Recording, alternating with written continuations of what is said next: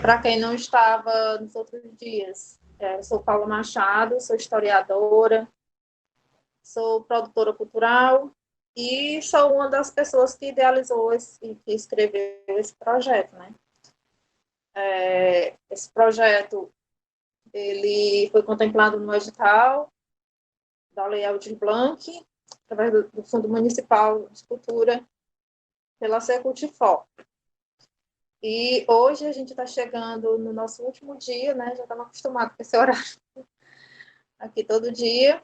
Estamos chegando no nosso último dia com as duas últimas oficinas, que é treinamento de equipes administrativas e de apoio e acessibilidade em museus. Essa primeira oficina, que é da Graciele, como eu falei, eu sou uma das idealizadoras do projeto. Esse projeto foi feito em parceria com a minha irmã, e ela me chamava a atenção para o termo treinamento. Depois que a gente já tinha enviado material de divulgação, porque ela também é professora, e ela achou o termo um tanto técnico, mecânico, não sei. E aí ela, dizendo que talvez a gente tivesse colocado o tema da oficina, não o tema, o título. Acho que o tema é o conteúdo, que é diferente de um treino de forma mecânica e tal, mas que a gente tivesse talvez colocado formação de equipes administrativas e de apoio, não sei. Ela achou que a gente colocou um termo tanto técnico, mas a ideia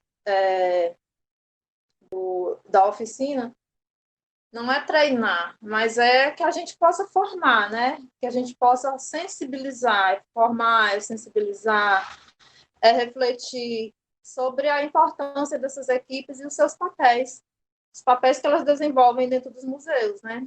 E certamente a Graciele vai falar muito bem disso. E eu só queria trazer mesmo esse questionamento, porque surgiu entre nós, entre mim e minha irmã, que somos as idealizadoras do projeto. Acho que a gente deveria talvez ter colocado um outro termo, digamos assim, um sinônimo para esse treinamento, e não exatamente a palavra treinamento. Apesar de eu achar que tem coisas que é treinar mesmo, como, por exemplo, acho que o uso de um extintor, eu sou sensível para entender que é extremamente necessário e importante que se saiba, mas eu não sei como manuseá-lo. Então, acho que talvez seja uma parte mais técnica de treino mesmo, de mexer, não sei. Mas, enfim. Aí eu vou apresentar a Graciele. Quero, primeiro de tudo, agradecê-la por ter aceitado o convite, mesmo estando de férias, podendo estar essa hora no soninho do meio-dia, depois do almoço. Mas está aqui. Sou muito grata por isso. E agradecer a todos os participantes. Agradecer a Secult-For, ao Fundo Municipal de Cultura e à Lei Aldir Blanc, que tem nos possibilitado a estar aqui. E a Graciele, museóloga, Graciele Siqueira, museóloga, diretora do MAUC, formada pela Escola de Museologia da Universidade Federal do Estado do Rio de Janeiro, na Unirio, mestre em Museologia e Patrimônio pela Unirio, em parceria com o Museu de Astronomia e Ciências Afins, MAST, especialista em Gestão Cultural pela Universidade Estadual Vale do Acaraú, trabalha no Museu de Arte da Universidade Federal do Ceará, MAUC-UFC, desde 2008, desempenhando a função de museóloga e responsável pela divisão de acervo, e desde 2018 ocupa a função de diretora do MAUC-UFC. Então, eu passo a palavra para a Graciele, e sei que temos muito a aprender e a compartilhar nessa tarde. Pronto, Graciele, a palavra é tua. Olá, Paula, obrigada pelo convite, né? Obrigada por esse espaço. Boa tarde a todas e todos que estão aqui hoje, né? Véspera de virada de ano, e é muito bacana ver uma sala com aproximadamente 13 pessoas que que estão aqui para aprender, né? Porque, na realidade, nós que atuamos no universo dos museus, ou que a gente tenha qualquer tipo de humildade, que a gente atua em qualquer área, a gente está sempre em formação, a gente está sempre buscando treinamento, a gente está sempre procurando aprender. E nós que ocupamos lugares públicos, né, especialmente nós, servidores públicos, eu falo de mim, eu falo de colegas que eu vejo aqui que são servidores públicos, a gente, mais do que nunca, a gente tem que se preocupar com a nossa qualificação, com a nossa capacitação, porque precisamos, sim, oferecer cada vez mais trabalhos, serviços qualificados de acordo com o nosso público e a altura, né, dos brasileiros que fazem uso dos nossos serviços. Então, assim, para mim é uma grande alegria, né, estar aqui hoje, conversando, mesmo estando de férias. Quem me conhece um pouquinho mais sabe que quando chama para falar de museus, para falar de MAUC, para falar da museologia, eu tento de todas as formas encaixar e fazer com que seja viável, porque eu aprendo muito nesses momentos, eu aprendo muito mais do que eu ensino. O que eu vou trazer aqui hoje, né, vou compartilhar um pouquinho com vocês. Muita gente aqui já tem experiência, já tem vivência na área de museologia, de museus, de equipamentos culturais. Então, a maioria das pessoas aqui não são cruas, né? Sabem da realidade, sabem qual é o desafio de se trabalhar com cultura e com equipamentos culturais em nosso país. E a gente vai trocar experiências, né? Não vou trazer muito do meu lugar de fala, né? Eu estou há 12 anos dentro do MAUC, dentro do Museu de Arte da UFC, mas antes disso eu passei por outros órgãos públicos, trabalhando, prestando serviço, sendo bolsista, sendo estagiária. Então, a minha experiência ela vem sendo somada ao longo de 20 anos dentro da museologia, né? Eu tenho 15 anos de formada, tenho 20 de acompanhamento, de participar, de escutar, de trocar experiências. Então, eu espero que hoje, muito mais do que um espaço, né, de treinamento, e aí a gente discute muitos termos, não tem jeito, né, porque a gente é fruto de tempos, então, em cada tempo a gente escolhe a palavra que a gente vai utilizar, é um curso, é uma oficina, é um treinamento, isso faz parte dos tempos e das discussões. A gente descobre que as palavras, elas fazem muita diferença, mas a ideia é sempre a mesma, né, que a gente se qualifique, que a gente se capacite. Então, a ideia aqui, muito mais do que a gente se apegar à palavra treinamento, é entender que a gente está num processo mesmo de troca, de compartilhamento e de aprendizado. Eu vou tentar colocar aqui minha apresentação, eu não sou a pessoa mais habilidosa para isso, mas eu acredito que vai dar certo. Qualquer coisa eu peço ajuda aqui para o Valdinho, para a Paula, para pessoas que estão aqui, para me ajudar. Se eu não conseguir.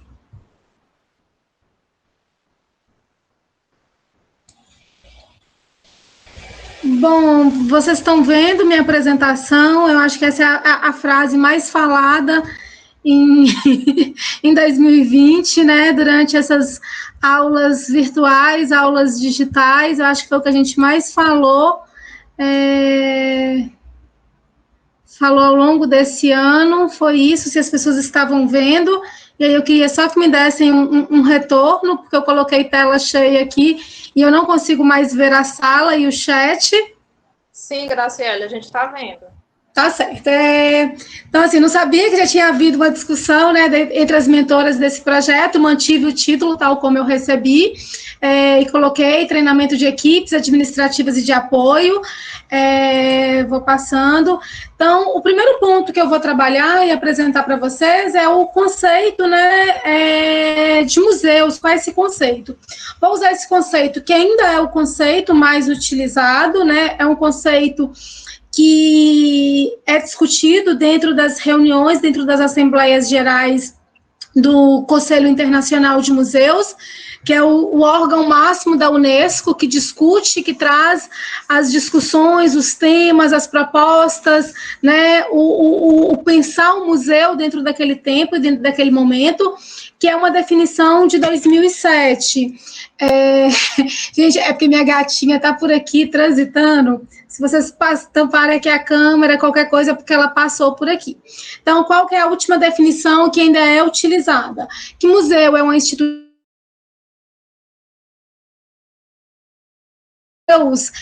são instituições permanentes, mesmo que elas sejam virtuais, mesmo que elas sejam de território, mesmo que elas sejam tradicionais, mesmo que elas trabalhem com cultura material ou imaterial, elas são instituições permanentes, né? Elas não têm como finalidade terem fins lucrativos. E aí sempre fica aquela pergunta, mas se é sem fins lucrativos, a gente pode ter lojinha, a gente pode cobrar ingresso, a gente pode captar recursos? Claro que sim, até porque a gente sabe, né, a maioria de nós que estamos aqui trabalhamos, ou visitamos, ou frequentamos espaços culturais, equipamentos culturais, a gente sabe o quanto é desafiante, às vezes, você conseguir trocar uma lâmpada, né, dentro de um espaço como um museu. De quanto, independente de qual estrutura que a gente esteja, seja ela dentro de uma estrutura universitária, dentro de uma estrutura do Ministério da Ciência e Tecnologia, que hoje tem outro nome, seja dentro de um ministério, qualquer ministério que seja, a gente sabe que mesmo dentro de uma Secretaria Especial de Cultura, a gente sabe o quanto é difícil, né, ter dinheiro, ter recursos para a gente poder trabalhar, para a gente poder fazer serviços diários, cotidianos dentro das instituições. Então, mesmo que diga que elas são sem fins lucrativos, porque elas não têm a ideia e a função de serem uma empresa, elas têm a ideia de serem espaços, né, permanentes que vão prestar um serviço cultural à sociedade e que podem, sim, cobrar ingresso, que podem, sim, ter uma lojinha, que podem, sim, captar recursos para poder desenvolver seus trabalhos. O museu, ele se caracteriza como espaço que tem que estar aberto ao público, né, e a serviço da sociedade.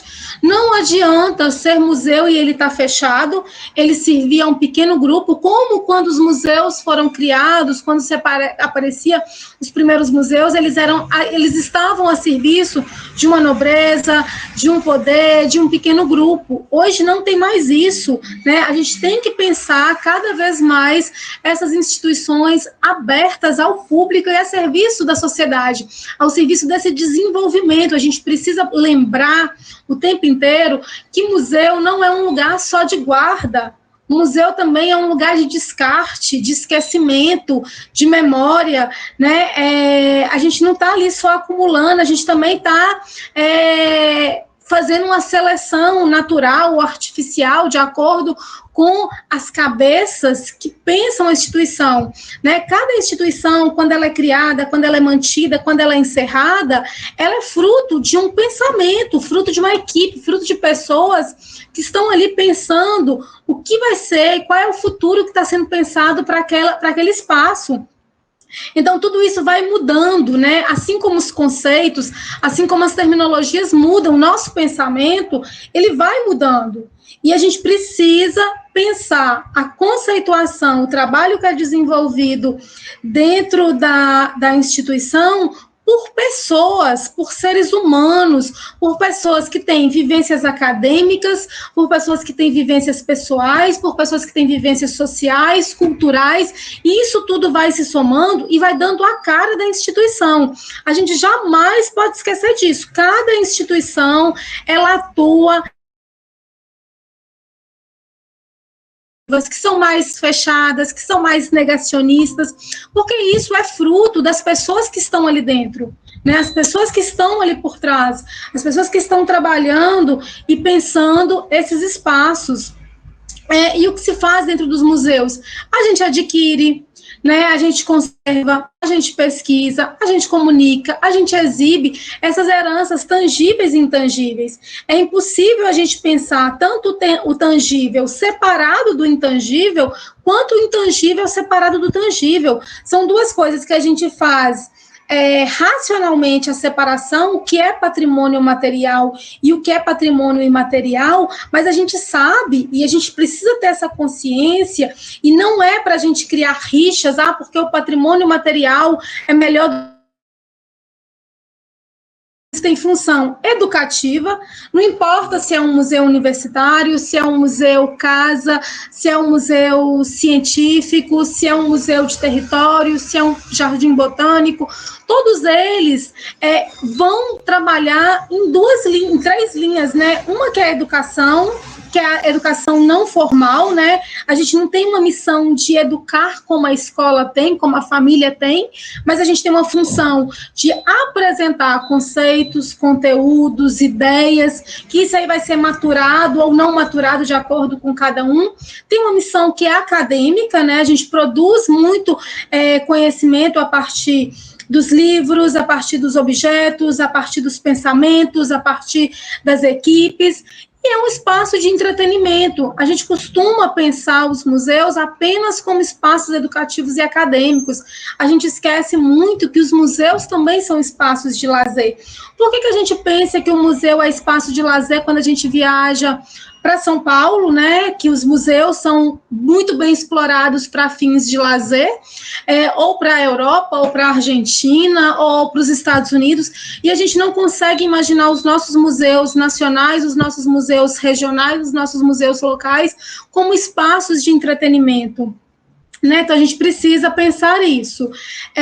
Trouxe agora aqui também para apresentar para vocês um conceito que está sendo discutido palavra por palavra. Quando um conceito é definido pelo ICOM ou pelo IBRAM, ou por qualquer órgão que vai trabalhar um conceito, a gente sabe o quanto cada palavra ela é observada no seu contexto semântico, simbólico, de todas as formas, para que ela seja o mais democrática, o mais aberta possível. Então, essa aqui é uma discussão que ainda um conceito que ainda não foi definido, que já está sendo discutido há pelo menos 3 anos, do que é o conceito de museu. Os museus são os espaços democratizantes, inclusivos e polifônicos para um diálogo crítico sobre o passado e o futuro, reconhecendo e enfrentando os conflitos e desafios do presente. Eles guardam artefatos e espécimes para a sociedade, salvaguardam diversas memórias para as futuras gerações e garantem direitos iguais e acesso igual ao patrimônio para todos os povos. Né? Essa tentativa, né, e é sempre tentativa mesmo, de que esses espaços sejam mais abertos possíveis, os mais acessíveis, os mais inclusivos, os mais polifônicos. E é claro que a gente vai levar ainda muitos séculos para tornar, né? A gente esperava que fosse menos, que fosse algumas décadas, mas eu já trabalho com a parte de séculos para que esses espaços realmente sejam isso, porque hoje os museus eles se apresentam e nascem em todos os lugares, porque a sociedade tomou consciência do quanto é importante ela preservar a sua memória, ela não só esperar de cima para baixo, porque quando a gente espera que o governo, né, que as prefeituras, que os estados, que a União criem nossos espaços nos apresentando, a gente está ficando para trás, porque a gente sabe que isso é muito complicado, isso é muito difícil, isso não atende a todos os anseios e desejos de quem está ali à frente disso. Então, a sociedade, nesse século XX, ela foi, principalmente no final da década do início da década de 70 até os dias atuais, ela vem se reconhecendo, ela vem buscando o seu espaço e de apresentar os museus, tanto é que a gente tem museu de tudo, né? Tem museu de tudo e para todos. Isso é muito bom, mas isso não quer dizer que a gente precisa segmentar, porque os museus eles precisam dialogar entre si. Mas mais à frente eu vou trazer uma outra questão que eu quero falar, que às vezes a gente fica numa disputa, e quando eu falo a gente, eu estou falando todo mundo que está dentro do universo museológico, eu não estou falando que sou eu não estou falando que é fulano, eu não estou falando que é ciclano, eu estou falando que somos nós, né, profissionais e defensores de uma linha, de uma causa. Muitas vezes a gente pensa assim, eu estou dentro de um museu tradicional, ele é melhor, ele é mais importante do que um museu comunitário, ou então um museu comunitário pensa, não, eu sou muito mais importante do que um museu virtual. E, na realidade, né, se a gente for pensar, todos os museus, eles deveriam e devem ter o mesmo peso de igualdade de importância, né? De que que nós somos iguais e que a gente está na mesma busca por um espaço que valorize, que nos faça refletir sobre o nosso passado, sobre o nosso presente, como isso vai impactar o nosso futuro. Então, vamos continuando aqui. Os museus não são lucrativos, eles são participativos e transparentes e trabalham em colaboração ativa com e para várias comunidades, a fim de coletar, preservar, investigar, interpretar, expor e expandir os entendimentos do mundo, com o propósito de contribuir para a dignidade humana e justiça social, para a igualdade mundial e bem-estar planetário. Então, a gente vê o quanto o museu, à medida que os conceitos de museu foi sendo modificado, foi sendo pensado pelo grupo de intelectuais, de técnicos de museus, de profissionais, de acadêmicos, o quanto os conceitos eles vão se ampliando, vai procurando isso, de agregar mais do que segregar. E é claro que mesmo a gente procurando agregar, é natural que haja segregações. Não é para ter, mas isso faz parte, né, do que se é construído, do que se é pensado. A gente não tem como fugir disso, infelizmente. E aí eu trago o conceito de museus do IBRAM, né? E eu particularmente, gosto muito desse conceito que o IBRAM traz, né? Que está dentro do Estatuto de Museus. Consideram-se museus, para os efeitos dessa lei, as instituições sem fins lucrativos, que conservam, investigam, comunicam, interpretam e expõem para fins de preservação, estudo, pesquisa, educação, contemplação e turismo, conjuntos e coleções de valor histórico, artístico, científico, técnico ou de qualquer outra natureza cultural, abertas ao público, a serviço da sociedade e do seu desenvolvimento. Porque ele traz um conceito que a gente precisa discutir, que os museus eles também precisam ser pensados para fins de turismo, para fins de contemplação, para fins de educação, para fins de lazer, né? E que o museu não se constitui apenas como um museu tradicional, como um museu permanente, mas também as coleções, e isso é muito interessante, porque a gente precisa pensar as coleções, principalmente. Vou dar exemplo aqui de coleções que a gente pode pensar como coleções museológicas, as coleções que estão em departamentos, coleções de arqueologia, coleções de espécimes vivas, coleções de discos, coleções de fotografias, que apesar de não serem ou não receberem nomes, né, o nome ali na sua porta, na sua entrada de museus, mas ela tem os fins, né, ela tem aquele fim que é de preservar, que é de atender às questões de estudos, de pesquisa, de educação, de exposições. Então, eu acho muito interessante porque ele traz o conceito de coleções aqui dentro do conceito de museus, né? E é sempre batendo na mesma tecla, sem fins lucrativos, aberta ao público, a serviço da sociedade e do seu desenvolvimento. Então, assim, é algo que não tem como a gente abrir mão. O meu museu é privado, ele não tem que atender isso, ele não tem que estar aberto ao público, ele tem que estar aberto a mim e ao meu grupo. Se ele não está aberto ao público, ele é um museu que está fechado, ele é um museu que não funciona, ele é um museu que não cumpre uma missão básica do que é um museu dentro das nossas definições, dentro das nossas conceituações. Ele precisa estar a serviço da sociedade, né? A sociedade precisa fazer uso desse espaço, e até o não uso é uma questão que a gente precisa pensar e discutir.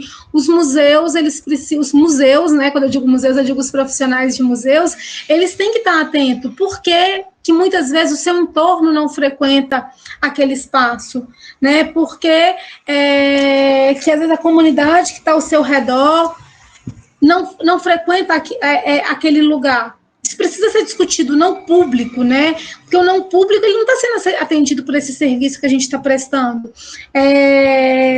E como isso vai impactar no nosso desenvolvimento humano, social, cultural, empático. A gente vê hoje os psicólogos e os médicos dando recomendações: visitem museus, visitem exposições, frequentem o cinema. vão ao teatro, vão assistir um espetáculo de música, porque a gente entende o quanto a cultura ela dá esse sentimento de empatia, de humanização, de cuidado. Não é à toa que a gente chega nos consultórios de médicos, dentistas, e nas recepções são cheios de livros de obras de arte, né? Isso não é de graça, isso tem um papel educativo, um papel de empatia, uma coisa de impacto profundo que é muito grande, que às vezes a gente não percebe, que a gente não está atento, mas que a arte e os museus têm muito esse papel de trabalhar com a saúde mental, mesmo que isso não seja dito. Diferentes tipos de museus, né, as diferentes tipologias de museus. É aquilo que eu trouxe ali atrás. A gente pensa assim, mas hoje, né, o grande mote da museologia é a museologia social. E esse mote, ele é importante, ele precisa ser discutido, ele precisa ser batido, ele precisa ser trazido à tona, mas a questão da museologia social não enterra e não finda a era dos museus tradicionais. Ambos podem conviver e ambos têm o seu papel e a sua importância para o nosso desenvolvimento, para o nosso público. Então, dentro das tipologias, eu gosto muito dessas definições que foram cunhadas pela professora Teresa Scheiner, né, que é uma das grandes teóricas da museologia brasileira, é uma das grandes participantes do ICOM, né, do ICOFON, dos comitês da museologia no Brasil, na América Latina e no mundo. Então, ela traz os tipos de museus. Dentro dos museus tradicionais, a gente tem os museus tradicionais ortodoxos, e o fato de aparecer a palavra tradicional e a palavra ortodoxa não quer dizer que esses museus eles estão congelados, eles estão parados no tempo, e eles não podem ter ações, projetos que sejam inovadores, que sejam exploratórios, que sejam tecnológicos.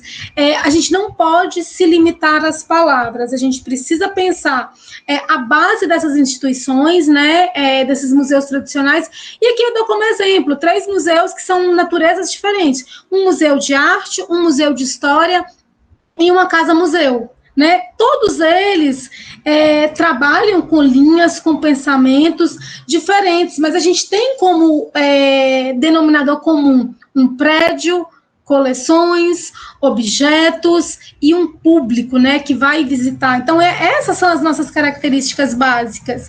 Não tem como a gente fugir disso. A nossa grande preocupação nesses museus tradicionais é a sacralidade, é o cuidado, né, com o objeto, porque o objeto ele é raro, o objeto ele é único, o objeto ele é precioso, e aí eu trago, né, até a discussão que o professor Regis traz do livro dele, como é que chama? Deixa eu ver se eu acho que se eu vejo aqui agora de rápido aqui. Esqueci o nome do livro do professor Regis, que é sobre os objetos, né? As importâncias dos objetos. A donação dos objetos. Pois porque a gente pode pensar os objetos para além daquele objeto que está dentro de uma vitrine. O que ele fala? O que ele já nos apresenta como informação intrínseca, né? É uma cadeira de palha, de madeira, foi sentada, foi usada por João, por Maria, por Pedro, pelo rei, pelo Papa. Mas, para além disso, qual é os significados e as significâncias e os valores simbólicos que a gente tem por trás? Então, é um dos aspectos, né? E isso não coloca esses espaços como melhores. São frutos de um tempo, frutos de uma necessidade e frutos do colecionismo, né? Que isso a gente precisa pensar e precisa dizer. O segundo tipo de museus tradicionais que a gente tem são os museus tradicionais exploratórios, tipo Seara da Ciência, Museu de Astronomia e Ciências Afins, Estação Catavento em São Paulo, aquele museu lá do Rio Grande do Sul, que existe sempre uma discussão, é um museu, é um parque de diversões, é um parque científico, que é o Museu de Ciências da PUC, se não me engano, agora, mas eu tenho quase certeza que sim, que são espaços que, para a gente entender, a gente precisa colocar a mão, diferente do museu tradicional ortodoxo, que a primeira coisa que a gente faz é colocar os objetos dentro de uma vitrine, ou então colocar numa moldura, colocar numa parede, colocar uma faixa amarela no chão, dizendo até aqui você pode ir, daqui para cá você não pode ir mais, daqui para ali você não pode mais, que a gente coloca alarmes, né? Os museus tradicionais exploratórios, eles estão ali para que a gente participe, para que a gente coloque a mão, para que a gente entenda aquele funcionamento, a gente faça parte daquilo ali.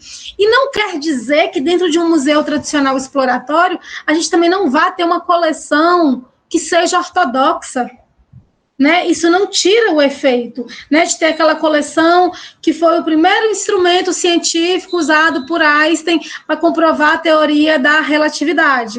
Será que se todo mundo for ali tocar para comprovar a teoria através do objeto do Einstein, aquele objeto não vai perder o seu valor simbólico, não vai perder o seu sentido? Então, por que não fazer uma réplica? Por que não fazer uma outra coisa para a gente explorar e para a gente utilizar? Né? Então, tem suas funções.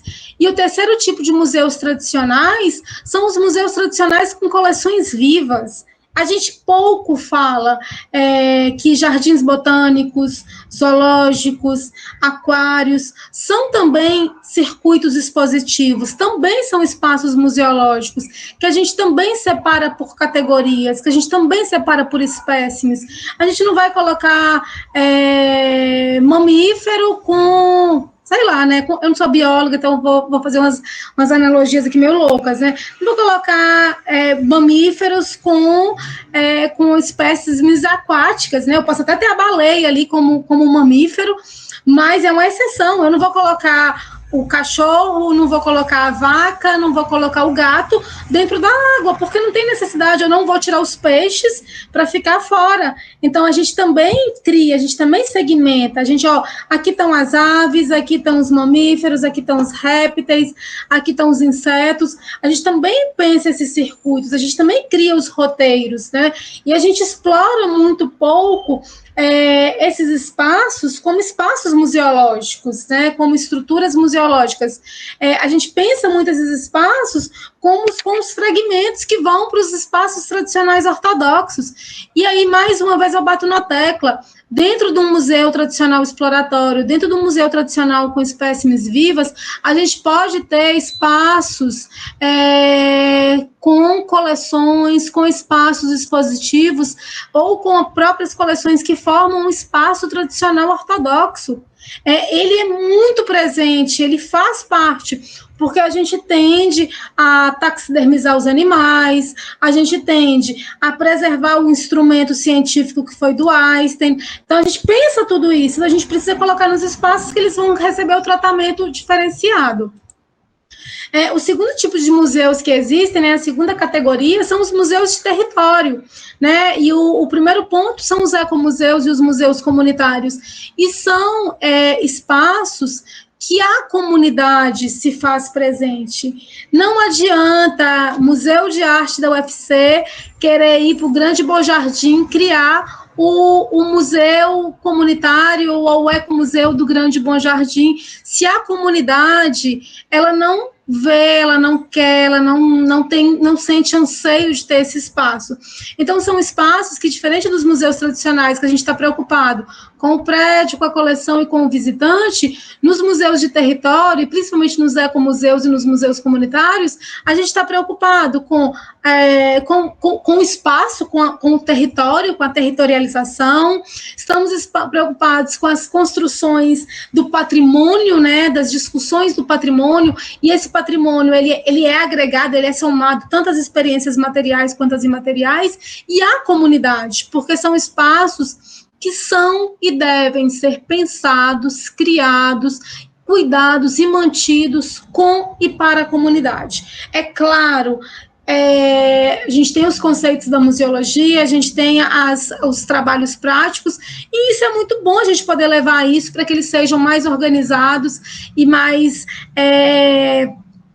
definidos, né, dizendo assim, não sei se a palavra certa é definidos, mas que a gente possa contribuir nesse pensamento, na formação, na realização de ações e projetos, mas não quer dizer que a gente tenha que ir para lá interferir no modus operandi, no saber fazer do dia a dia. Então, trago como experiência aquele Ecomuseu de Pacoti, os museus orgânicos ali da região do Cariri, o Ecomuseu, o Museu Natural, Ecomuseu Natural do Mangue, né, que na última semana, no final da última semana, início dessa, até recebeu o título de Patrimônio Natural e Cultural de Fortaleza, que é um trabalho que o Rust faz, né, de mão ali, de mãos e pés na terra, na areia e no mangue, e levando aquela importância daquele espaço para a comunidade, mas mesmo assim, se a gente for pensar, né, lá dentro do Ecomuseu Natural do Mangue, a gente tem um espaçozinho, a gente tem uma sala que são preservadas espécimes, ossadas, daquilo. Então, dentro dos museus de território, a gente também pode ter os museus tradicionais ortodoxos, parques nacionais e outros sítios musealizados, né? O Parque Nacional da Chapada do Araripe, Parque Nacional da Serra da Mantiqueira, Parque Nacional da Serra da Capivara. Nós temos sítios arqueológicos. Sobral, eu acho que é um dos grandes exemplos aqui no Ceará de quanto tem se descoberto da arqueologia cearense, né? Principalmente porque o sítio histórico de Sobral, o centro histórico, ele é preservado, então toda vez que vai se construir algo, se chama a equipe de arqueologia para fazer pesquisas, para musealizar aquelas áreas ali, enquanto não se define, né, não se descobre, não se explora, não diz que não tem nada que representa a evolução da nossa humanidade, aquele espaço não pode ser explorado para fins comerciais, de construção ou residenciais. Os centros e cidades históricas, né, como Ouro Preto, Olinda, Icó, Aracati, Viçosa do Ceará, como esses espaços, apesar de estarem dentro do território, eles têm aspectos que, quando a gente vai circulando por esses espaços, a gente é chamado a atenção para a fauna, para a flora, para os aspectos arquitetônicos, paisagísticos, os aspectos humanos, as manifestações culturais, a interferência do homem. E, por último, dentro dos museus de território, a gente tem os museus virtuais, que ele está dentro de uma territorialidade que não é a territorialidade que a gente coloca um tênis, coloca um chapéu, coloca um boné, coloca uma blusa de proteção solar e vai andar durante o dia e funcionar. É um museu que funciona 24 horas por dia, 7 dias por semana, 31 dias por mês. É um museu que a gente basta um clique, né? E a gente está dentro dele, a gente escolhe, a gente coloca na internet, museu virtual, vem inúmeros tipos de museus virtuais hoje. E isso é uma transformação do campo, né? Isso é um avanço, né, da gente ver todos esses tipos de museus que podem conviver, que podem trabalhar em parceria, que podem se relacionar, que podem se ligar e que podem contribuir para o campo dos museus e da museologia. Bato muito na tecla, não existe museu mais importante do que o outro. O importante é quanto esses museus impactam nas nossas vidas e na transformação e no desenvolvimento da humanidade. E tem que impactar, né, de forma positiva, de forma que a gente não vai negar, né, momentos e fatos da ciência, da história, da evolução do homem, mas coisas que venham para contribuir, para questionar, para trazer novos olhares, para trazer novas visões, para trazer novas formas de ver. Então, a gente tem todos esses tipos de diferentes de tipologias. Gente, se vocês tiverem qualquer pergunta, qualquer ponderação a fazer, é só abrir o microfone. Eu estou aqui tentando controlar um pouco o meu tempo para não falar rápido demais, para não falar devagar demais, mas para eu não perder o time das 2 horas que a gente tem, deixar o espaço de discussão. Mas à medida que a gente estiver aqui, que eu estiver aqui apresentando, e vocês tiverem qualquer ponderação a fazer, qualquer pergunta, abram o microfone, porque eu não tenho como ver a sala, viu? Fiquem à vontade.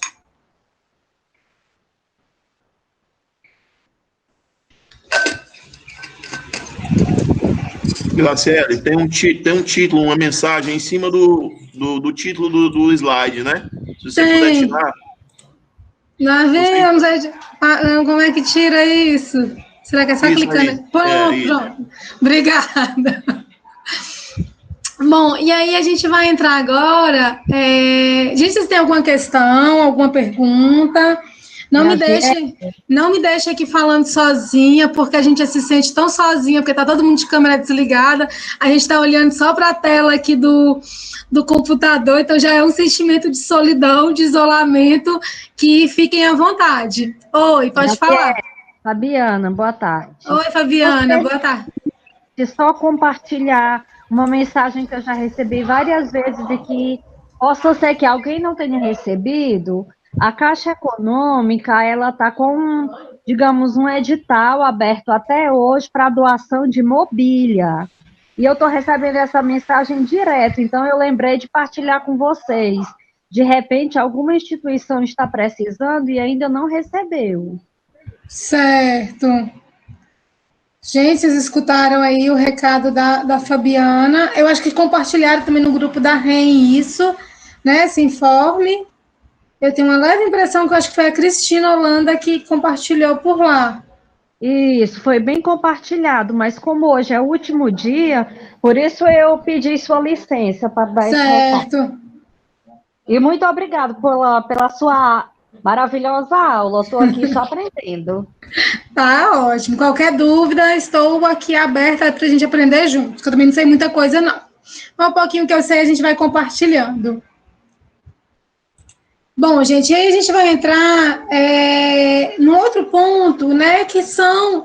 E assim, e quando eu trago essas questões, tudo envolve o fator humano, né? Os museus, os espaços, os equipamentos culturais, as manifestações culturais, materiais ou imateriais, os trabalhos que são desenvolvidos nos museus, eles não são feitos a partir de uma varinha de condão, a partir de uma mágica, né? Nós temos pessoas por trás, né, fazendo e pensando esses lugares. E é aquilo que eu falei, é tudo dentro daquele tempo, dentro das vivências, dentro das experiências, dentro das leituras, dentro da formação, né? O que está sendo oferecido é de acordo com o que se tem naquele momento. Muitas vezes a gente quer cobrar, e a gente tem a função mesmo de cobrar, de exigir, de pedir que as coisas melhorem, né? Mas a gente precisa sempre lembrar, né? Eu gosto muito de falar isso, porque às vezes as pessoas, e eu mesmo esqueço, eu bato muito nessa tecla, as instituições, elas estão fazendo, principalmente as instituições culturais, estão dando o seu melhor, né? As suas equipes normalmente são equipes extremamente enxutas, reduzidas, né? Sempre o mínimo de equipe, né, para os equipamentos culturais.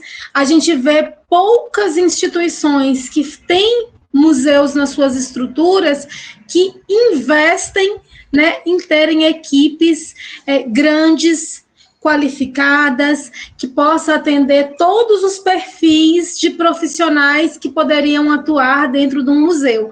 Então, normalmente, a gente conta muito com a experiência e com a colaboração de pessoas que têm muita boa vontade, né, para atuar dentro dos museus. E aí a gente vai entrar dentro das funções básicas dos museus, né? A gente trabalha dentro da museologia com um tripé, né? Para a gente entender quais são essas funções básicas. Dentro do primeiro tripé, a gente tem a questão da preservação, né? E dentro da preservação, a preservação para a gente na museologia, ela não é somente conservação, restauração de bens móveis. A preservação, ela vai lá do inicinho, lá daquela ponta, quando a gente pensa formas de adquirir, né, formas de como esses acervos vão chegar dentro da instituição, como compra, doação, permuta, transferência, comodato. Então, cada um desses pontos dentro da preservação, eles abrem mais uma janela de outras possibilidades e de outras formas de atuar. Então, dentro da aquisição, nós temos doação, compra, coleta, principalmente na parte científica, né, nos museus de arqueologia, de paleontologia, de botânica, de ciências naturais, a gente trabalha muito com a coleta, transferência, permuta e comodato. Dentro da parte da documentação, e tudo que é aquilo que é adquirido precisa ser documentado, né? O que garante que essa informação, que esse conteúdo vai chegar da melhor forma para o público é através de um trabalho que ele é muito importante, para mim ele é basilar para dentro de qualquer museu, e que a gente fala e que a gente minimiza muito, que é o papel da documentação. Desde o recibo de compra, desde o recibo de doação, termo de doação, desde o recibo de um documento de transferência, desde o documento de autenticidade, quando se fala em obra de arte, desde o básico, desde da elaboração de uma ficha catalográfica, de uma fotografia, da realização de uma fotografia do bem, desde a elaboração ou da construção ou da aquisição de um software, né, de uma base de dados para se gerenciar essa documentação, desde a informação, como quais foram as exposições que essa peça participou, em qual livro que essa peça aparece, quais foram os procedimentos de conservação, de restauração que foram feitos nessa obra, até para se no futuro tiver uma ação de conservação, você ter isso documentado com fotografias e com a escrita. Então, assim, documentação, para mim, ela é basilar. Para mim, a gente precisa sempre contar com profissionais, sejam eles museólogos, historiadores, ou pessoas que vão trabalhar dentro dos museus, que não estão dentro dessas categorias de profissionais, mas que têm vontade de aprender e vão se qualificar. Então, a gente precisa pensar esse tripé sempre com pessoas por trás e com pessoas que, sejam elas da área ou elas não são da área, que todas elas precisam se qualificar e se capacitar sempre.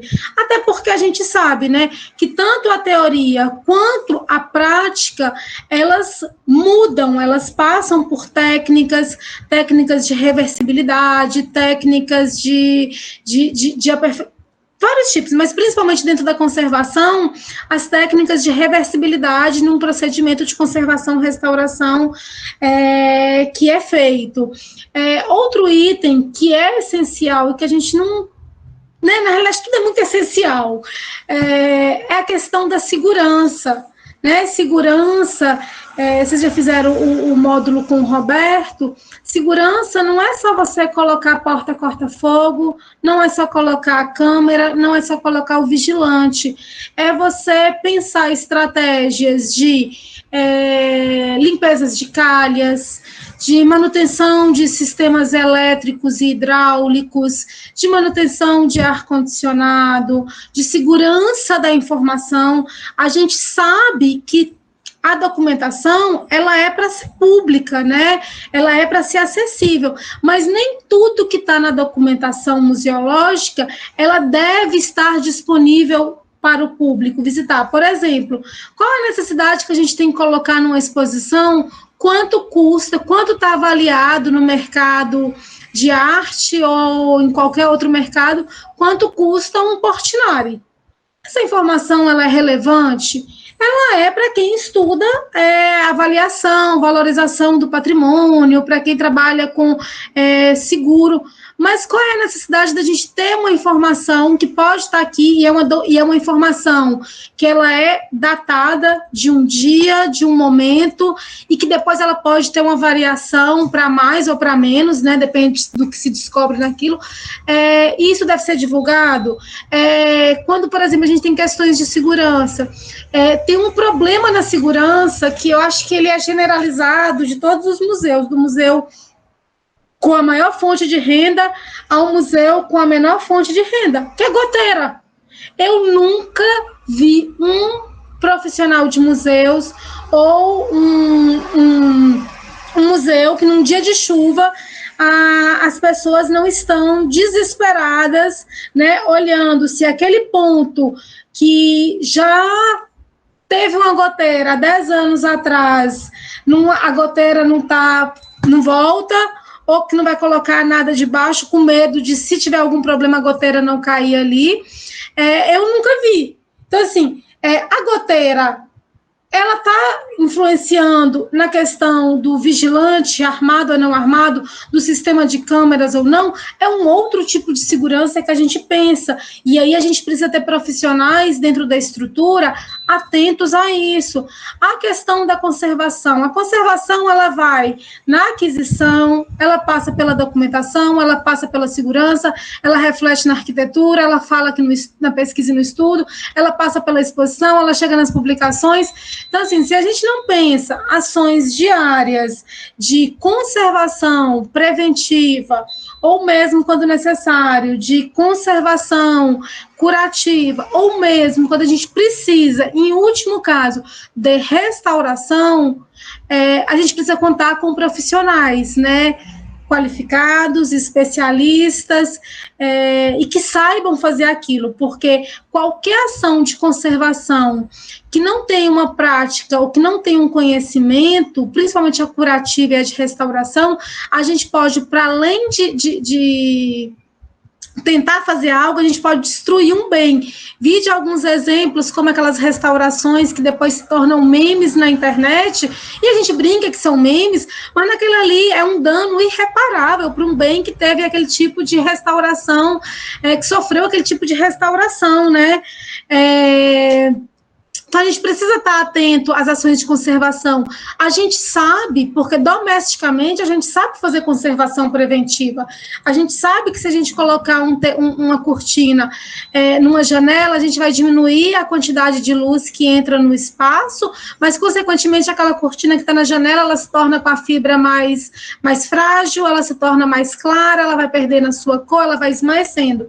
Então, a gente sabe disso empiricamente, mas a gente precisa, dentro da estrutura de museus, não só trabalhar com boa vontade, mas se qualificar e se capacitar para a gente fazer um trabalho digno e honesto com o patrimônio.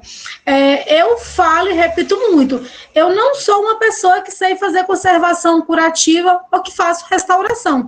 Não tenho habilidade, não tenho dom, não sou qualificada para isso, e mesmo que eu tenha feito cursos de capacitação, eu não me acho apta a fazer. Então, e é isso também que os profissionais que estão dentro das instituições, eles precisam saber até onde eu posso ir e de onde eu não posso passar. Né? A gente precisa entender o que a gente pode fazer.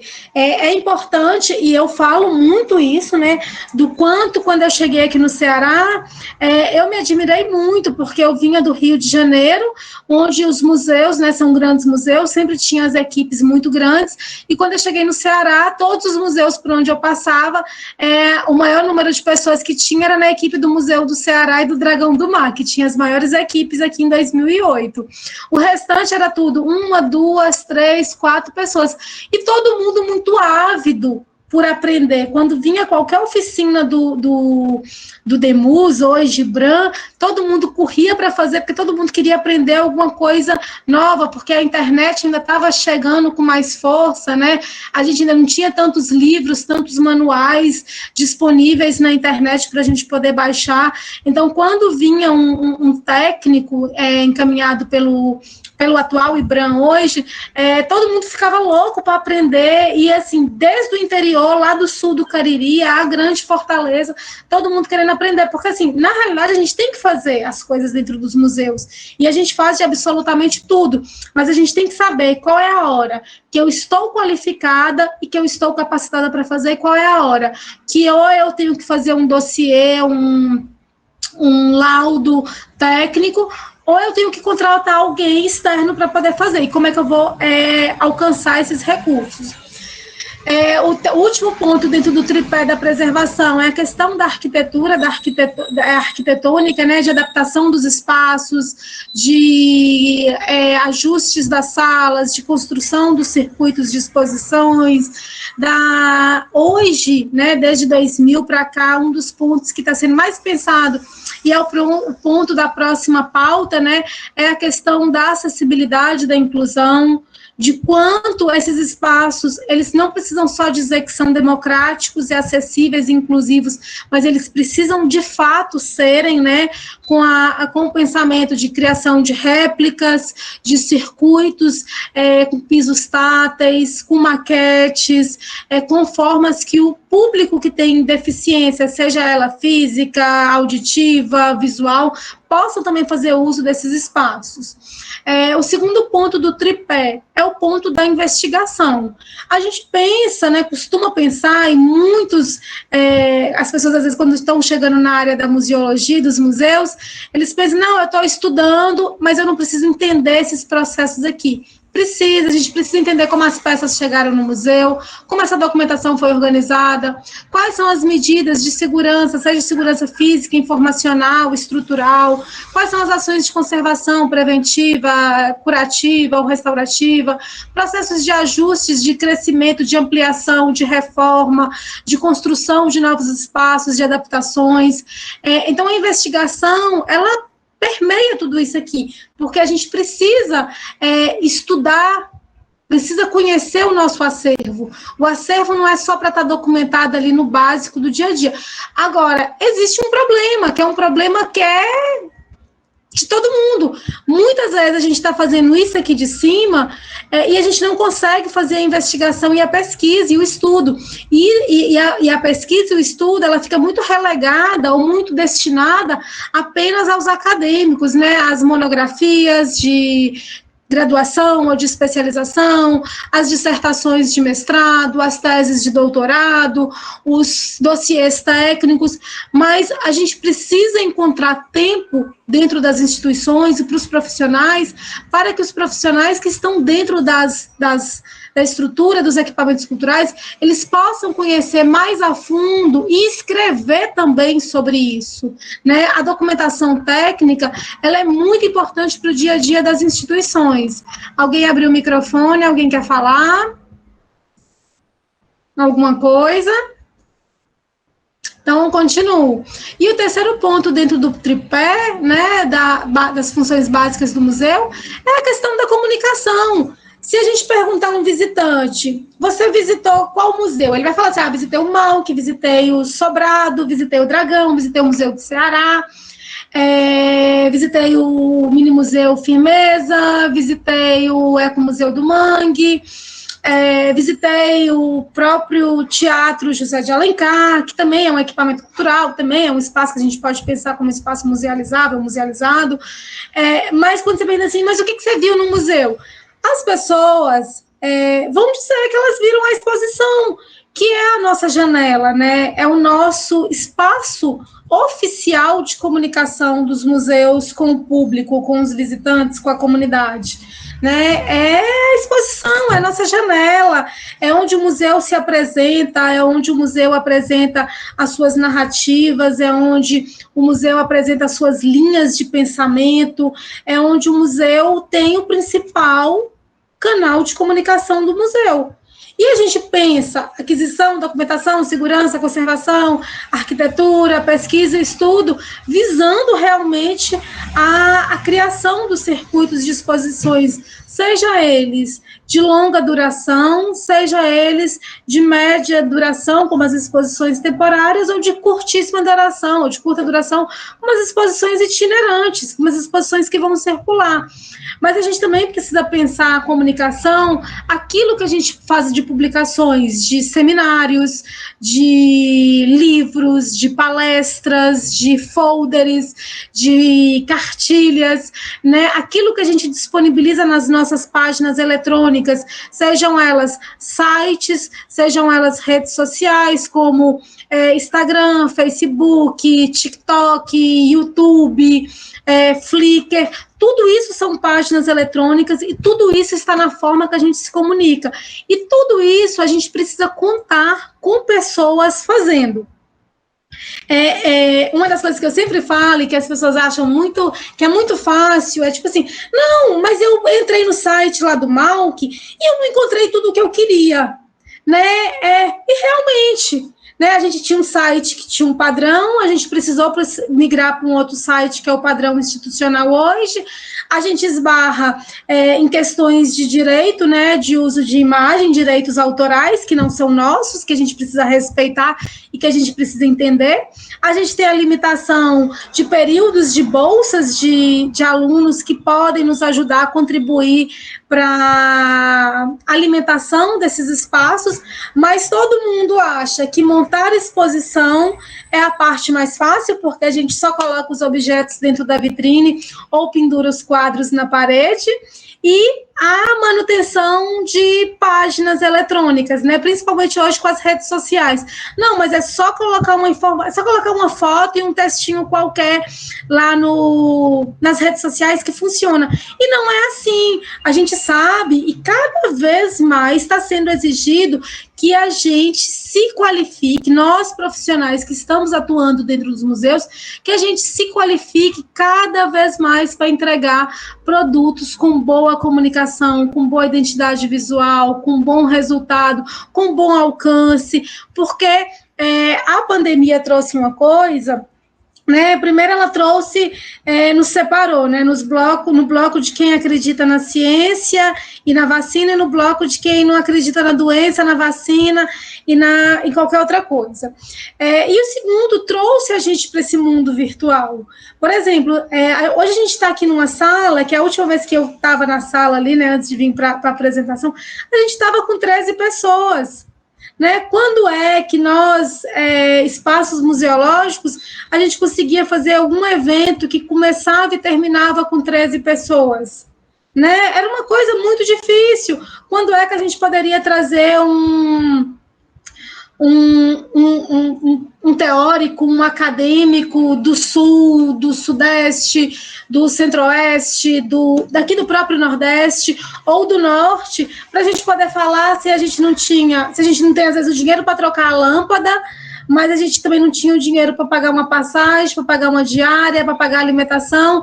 Então, assim, o mundo pandêmico, ele trouxe uma coisa muito boa para o universo dos museus, que é a quantidade de informação, de conteúdo, de cartilhas, de documentos que a gente tem acessível hoje, né? A quantidade de trocas acadêmicas, técnicas, profissionais que nós fizemos de março para cá, mas também está nos obrigando a nos qualificar, a entregar cada vez mais produtos melhores para o nosso público, porque o nosso público hoje ele tem acesso a museus regionais, locais, regionais, nacionais, estrangeiros, e ele começa a comparar. E é natural, mas ele também esquece de comparar que, às vezes, a estrutura de um museu estrangeiro que tem bilheteria e que a gente paga 20 euros, né, para poder entrar, equivalente a 120 reais, a gente, às vezes, não tem coragem de pagar R$2 no museu brasileiro para a gente poder visitar um museu ou uma igreja e contribuir na manutenção diária. Então, hoje, a questão da comunicação, ela está muito para além da comunicação só através das exposições e dos catálogos. Elas acontecem também nas formas de se comunicar virtuais, digitais que a gente encontra. Bom, e aí eu entro, né? Se vocês observarem, toda a minha fala, ela tem a ver com os profissionais que estão dentro ou que colaboram ou que são parceiros de dentro do museu. Mas o foco aqui era uma questão de equipes. Então, eu trago aqui, dentro da estrutura de equipe, a questão do plano museológico, né? E aí eu pego pego 2 programas, que são os programas, para mim, que mais dialogam racionalmente, né, dentro do eixo de pessoal, de treinamento de equipes, treinamentos de apoio, da atuação dos profissionais dentro dos museus, que é o eixo institucional e o eixo de pessoas. E o plano, quando o IBRAM foi criado, né, dentro ali do Estatuto de Museus, o plano ele veio como um marco, né, para as instituições, e a gente precisou, quem não tinha, precisou fazer, quem estava sendo criado precisava ser criado e nascer com o seu plano museológico, quem existia precisou passar a conhecer sua instituição, e eu sou, assim, uma defensora ferrenha de elaboração de plano museológico.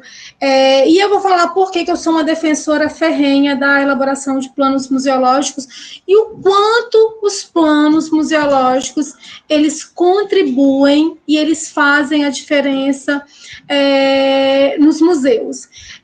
Porque, assim, a gente, né, quando a gente pega a palavra plano, a gente tem inúmeros planos, a gente está finalizando o ano de 2020, né, que a gente tinha em 2019 feito um planejamento para 2020, veio uma pandemia, os planos foram todos mudados, ou os planos foram adaptados, e agora a gente está no final de mais um ano, que é a época que a gente senta, né, pessoalmente, administrativamente, começa a pensar o que foi feito ao longo daquele ano, a gente faz o nosso relatório, né, pessoal, nosso relatório institucional, nosso relatório administrativo, e a gente começa a fazer um planejamento para o ano seguinte.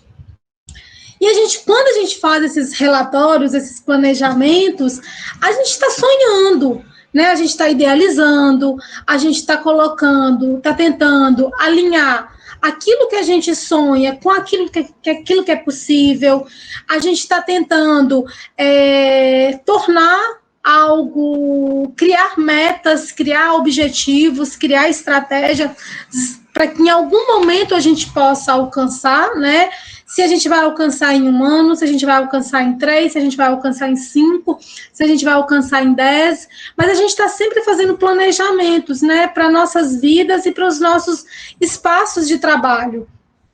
Porque se a gente não planejar, a gente não sai do lugar, se a gente não planejar, eu tenho sempre um sentimento, quando eu não planejo o ano, a semana, o mês, que eu estou sempre apagando incêndio. A gente já vive, né, apagando incêndio, sempre daquelas coisas que chegam de última hora, aquele edital que abriu hoje e que a gente só tem até sexta-feira para poder fazer, mas que a gente não sabe o que cabe naquele edital, porque a gente não sabe quais são as prioridades, a gente não sabe quais são as necessidades reais da instituição, então a gente vai atirando para qualquer lado, né, para a gente poder tentar alcançar. A gente não definiu o que são os nossos planejamentos, o que são as nossas necessidades. A gente não fez meio que um raio-x para a gente poder conhecer. Então, planejar é algo que se torna cada vez mais essencial para os museus e para os profissionais de museus. Eu sinto muito dizer que quem não planeja não consegue fazer muita coisa. E não é porque você está dizendo que é obrigatório planejar, não. Mas o planejamento nos dá rumo. Tipo assim, olha, 2021, o mal que vai fazer 60 anos, né? Então, a gente tem um planejamento. A gente não sabe se vai ter vacina até junho, então a gente, já que não sabe se vai ter isso, a gente vai estender o aniversário do museu até 2022, para que a gente possa conseguir fazer atividades físicas e fazer atividades digitais, para que na hora aquilo que a gente pensou para acontecer fisicamente, teve um novo lockdown, a gente fechou, a gente fica sem rumo. Então, a gente tem que ir planejando para a gente saber, olha, se tiver vacina e a população estiver imunizada até dezembro de 2021, a gente consegue fazer esse evento. Mas se não tiver, a gente vai estender isso até 2022, porque talvez em 2022, né, a gente já tenha seringa, a gente já tenha vacina, a gente já tenha insumos e a gente consiga fazer eventos que a gente possa reunir pessoas em torno daquele lugar. Então, a gente sabe por que a gente está planejando. E a gente sabe para que a gente está planejando. Porque a gente quer comemorar uma data, a gente quer fazer uma ação. E aí eu volto, por que é essencial definir o plano museológico? Quando eu tomei posse no MAUC em 2008, nós éramos uma equipe de 4 pessoas. Era o diretor, um professor de fotografia, a secretária e eu que estava recém-chegada. Então, a gente era 4 profissionais, né? E a gente fazia de absolutamente de tudo, né? Se chovia, a gente tinha que distribuir os baldes para as goteiras caírem no lugar certo, a gente tinha que abrir e fechar o museu, a gente tinha que fazer documentação, tinha que carregar a obra para a exposição, tinha que guardar a obra, tinha que elaborar e-mails, tinha que responder os e-mails, tinha que atender telefone, tinha que atender o grupo de visitantes que chegavam, tinha que ficar na portaria se o porteiro faltasse, tinha que varrer o chão se terminasse uma montagem de exposição e o zelador já tivesse ido embora. Então, a gente tinha que fazer absolutamente tudo dentro da instituição, né? E quando você faz absolutamente tudo, você tem uma experiência que ela é única, né? Eu não troco a minha experiência, né, de 12 anos dentro do MAUC, fazendo absolutamente tudo, por nenhuma experiência se eu tivesse entrado num museu que tinha todas as pessoas.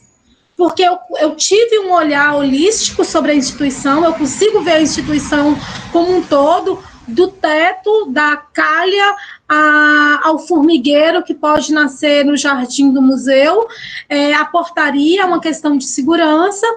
Mas isso tudo, ele é muito cansativo, ele é muito exaustivo, ele é muito trabalhoso, e muitas vezes isso é desanimador, né? Você tem que ser muito apaixonado, ter uma causa na cultura, na arte, que seja maior do que tudo na sua vida para você poder conseguir ficar e se manter naquilo ali.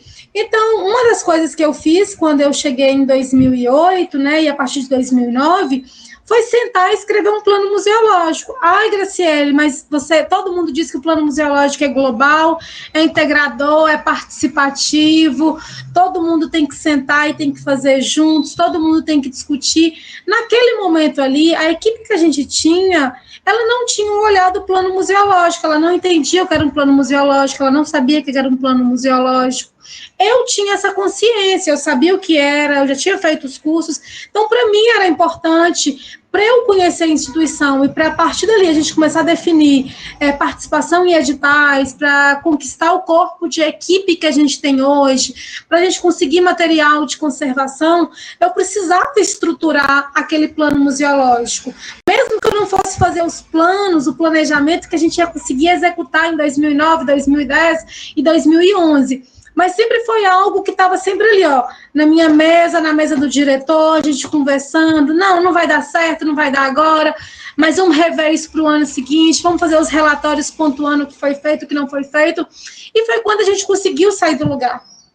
Foi quando a gente começou a conseguir adquirir computadores para trabalhar, adquirir mesas de trabalho que a gente não tinha, adquirir estantes adequadas para os livros, mapoteca para as obras de arte, ar-condicionados, modelos mais novos e com manutenção mais fácil do que uma central gigantesca para dentro de um museu público.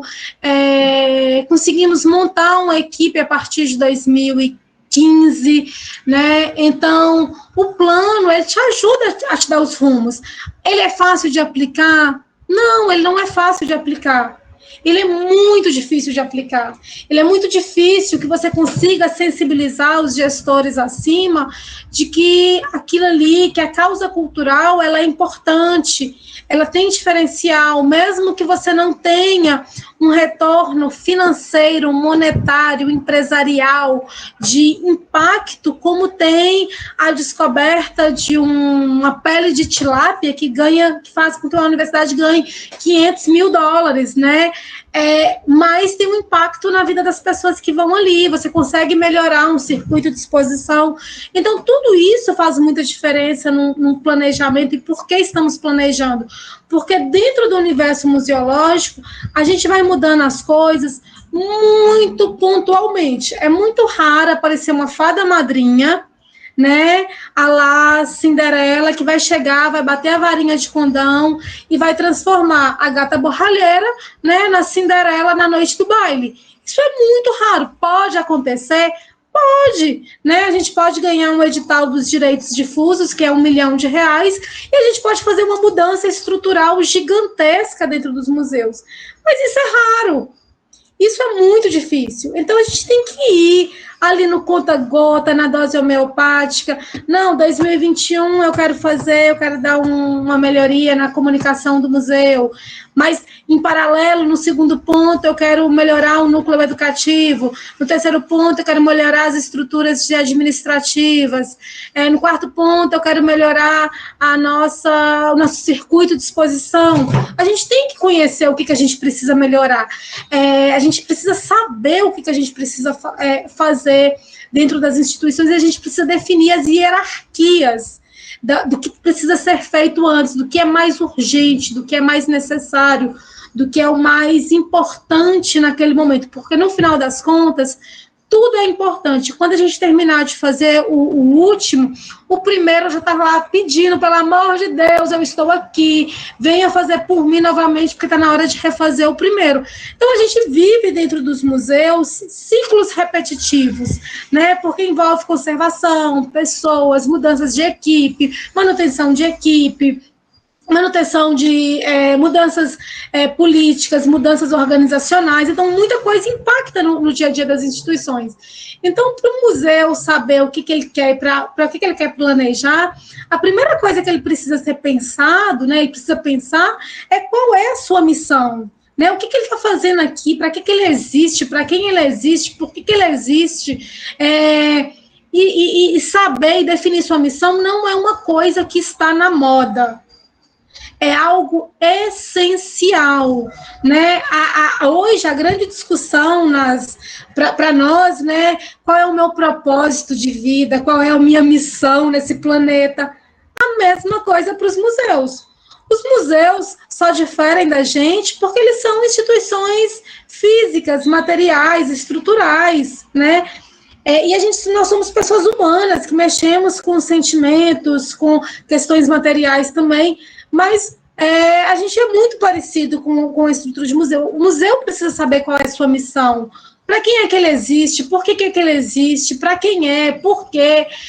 Precisa saber qual é a sua visão, quais são os seus valores, né? E a visão e os valores e a missão, ela tem muito a ver com as pessoas que estão ali dentro, porque isso é discutido entre equipes, entre as pessoas, e pode, né, quando é possível, quando a gente tem estrutura para fazer, aberto à comunidade. E muitas vezes os museus não fazem as coisas mais abertas à comunidade, porque às vezes ela não tem braço, às vezes ela não tem perna para fazer. Mas só o fato dela sentar com a sua equipe, com a sua estrutura interna e começar a discutir, isso é um grande avanço, porque a gente vem de uma linha dentro dos museus e da museologia, que existe alguém, dentro dos museus, da museologia, da história, que existe alguém que define, que diz o que é, e um restante de uma estrutura que só executa. E hoje a gente está dentro de uma estrutura, né, que a gente viu ali nos conceitos, que a gente precisa ser democráticos, polifônicos, inclusíveis, acessíveis, mesmo que seja algo que a gente não concorda.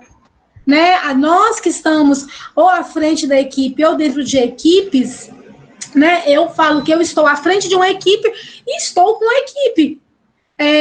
Eu preciso entender quando minha equipe pensa, e eu preciso que ela entenda também o que eu penso. E a gente precisa chegar num denominador comum, né? Porque a gente vai levar isso para o gestor superior, a gente vai levar isso para a administração superior. Então, a gente precisa estar alinhado, a gente precisa saber o que a gente quer, o que a gente veio fazer aqui, quais são os nossos valores, para que na hora que alguém chegar para conversar com a gente não saiba, a gente está perdido ali sem saber o que estamos fazendo aqui, para que viemos, né? Não, estou aqui, mas eu não sei qual é a minha missão.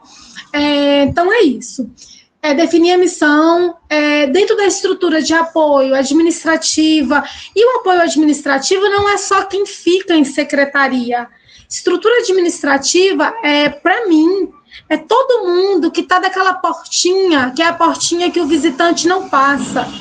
a não ser que ele se torne um pesquisador, a não ser que ele se torne uma pessoa que vai ali exigir um serviço específico. Mas todo mundo que está daquela portinha administrativa para trás, nas áreas técnicas, nas áreas específicas, na administração, elas fazem parte de uma estrutura administrativa. Então, a gente precisa conhecer os documentos institucionais, ata, portaria, decreto-lei, regimentos internos. Isso precisa ser pensado, isso precisa ser conhecido, e isso precisa ser discutido. Né, porque as pessoas elas precisam saber o que elas estão fazendo ali dentro daquela estrutura. A gente precisa conhecer os organogramas e o funcionamento da estrutura de equipe. Não é algo que a gente faz, mais uma vez, eu falo aqui, não é uma coisa que é rápida, não é uma coisa que é imediatista. Até porque a gente nunca tem grandes equipes dentro das instituições para a gente fazer tudo o que a gente quer fazer. Eu, de vez em quando, eu sou muito cobrada pelo público, mas o MAUC deveria ter isso, o MAUC deveria ter aquilo, o MAUC está dentro de uma estrutura universitária, o MAUC deveria ter uma exposição mais didática, o MAUC deveria ter núcleo educativo, o MAUC deveria ter núcleo de comunicação, o MAUC deveria ter conselhos, o MAUC deveria ter... abrir aos sábados, abrir aos domingos, abrir à noite. Então, assim, a gente é sempre muito cobrado, mas só quem está dentro da estrutura, só quem conhece a estrutura, ela sabe o que é possível de fazer naquele momento. Né? A gente sabe o que é possível fazer naquele momento, e as estruturas que estão, eu bato muito na tecla, as pessoas estão dando o seu melhor sempre. Seja no MAUC, seja no Museu do Ceará, seja no Mini Museu Firmeza, seja no Dragão do Mar, seja no Espaço Cultural Unifor, está todo mundo dando o seu melhor, está todo mundo entregando o seu tempo, né? A gente é remunerado, a gente recebe um salário, mas a gente, em troca desse salário, a gente está entregando também a nossa liberdade, o nosso tempo, né? A nossa criatividade, o nosso saber, o nosso conhecimento. Então, isso precisa ser equacionado também. Não é no tempo da indústria. O trabalho dentro dos museus, né, e o trabalho realizado pelos profissionais de museus não é dentro do tempo das empresas e da indústria. Ele é dentro do tempo de uma máquina cultural que é menor, né, e que não tem o retorno que a área empresarial tem. O papel das equipes administrativas e de apoio. Isso aqui é o foco da nossa conversa, né? Qual é o papel dessas pessoas? Né? As pessoas chegam sabendo o que elas vão fazer, onde é que elas vão atuar, e hoje a gente tem uma discussão dentro da UFC, que é a coisa agora das responsabilidades, não. Eu vou lembrar depois das competências, gestão de competências, né? Eu sou museóloga, mas eu posso colaborar vou dar um exemplo, que não é minha cara, na elaboração das fotografias técnicas do MAUC. Né? Então, assim, eu tenho uma competência básica, uma função básica, que é ser museóloga, mas eu tenho uma habilidade que, dentro do meu horário de trabalho, né, dentro da minha jornada laboral, eu posso colaborar em outra coisa. Então, isso hoje, né, e principalmente agora com a pandemia, isso vai ser muito discutido, né? A gestão das competências, para além das gestões das funções, a gente vai precisar pensar muito na gestão das competências das equipes, tanto técnicas, quanto administrativas, quanto de apoio, quanto de terceirizados. Isso vai precisar ser repensado. O sexto ponto que a gente precisa pensar é a imagem do museu e suas equipes.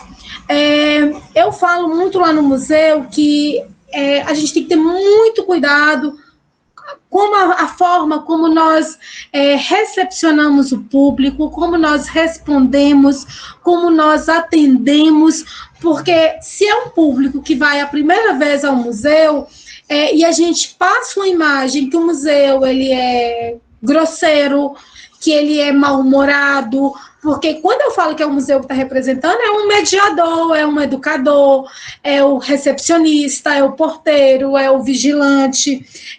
Eu estou criando, de alguma forma, né, usando uma palavra bem comum hoje, que a gente usa muito, um ranço.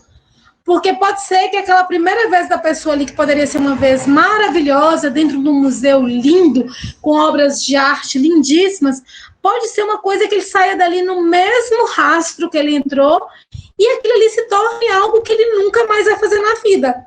Então, nós que estamos dentro da estrutura, principalmente os mediadores, os educadores, os guias, os monitores, e eu deixo essa nomenclatura muito aberta, porque eu não sou especialista nessa área, então eu uso todos os nomes que eu conheço da área de recepção, porque eu sei que tem diferença entre o que é ser um orientador, um mediador, um educador, um guia de museus, né? Mas se essas pessoas estão ali, o recepcionista, o vigilante, o porteiro, se eles estão ali e eles fazem o primeiro momento do público com o museu, né? Que é na recepção, que é no encontro, que ele vem até antes de você entrar em contato com o acervo, e se aquilo não é agradável, você pode gerar traumas, né, ranços, mágoas inenarráveis, que a pessoa nunca mais vai querer visitar no museu, quando fala assim, eu vou no museu. Não vai não, o museu é um lugar chato, é um lugar de pessoas mal-humoradas, que estão insatisfeitas, e aí você começa a criar uns estigmas, que são aqueles estigmas que a gente sempre viu dentro dos museus. O que é museu? Museu é um lugar de coisa velha, de coisa chata, de lugar de tudo parado, que se você não pode falar, você não pode rir. Então, assim, a gente precisa quebrar. Nós que somos equipes, nós que somos profissionais, que estamos dentro do museu, a forma como a gente atende um telefone, a forma como a gente responde um direct, a forma como a gente responde um comentário na internet, a forma como a gente responde um e-mail, a forma como a gente recepciona, a forma como a gente faz a visita no espaço. Tudo isso influencia na construção da imagem do museu, porque a imagem do museu ela é construída a partir das pessoas que estão nos seus bastidores.